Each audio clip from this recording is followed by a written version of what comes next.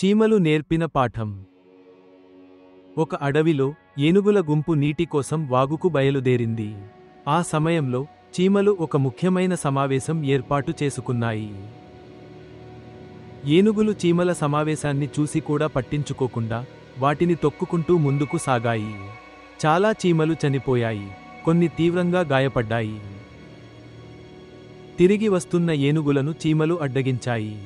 మీరు బలవంతులు, మీకు కళ్ళు బాగా కనిపిస్తాయి. కానీ మాలాంటి చిన్న ప్రాణులపై మీ బలం చూపడం తప్పు అని చీమలు గట్టిగా చెప్పాయి.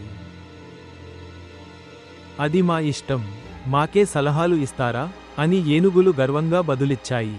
చీమలు ఎలాగైనా ఏనుగులకు బుద్ధి చెప్పాలని నిర్ణయించుకున్నాయి. చీమలు ఏనుగులపై దాడి చేశాయి. వాటి చెవుల్లో, కళ్లలో కుట్టడం మొదలుపెట్టాయి. కళ్ళు మూసుకుపోయిన ఏనుగులు కొండల నుండి జారిపడ్డాయి, కొన్ని చెట్లను ఢీకొని గాయపడ్డాయి.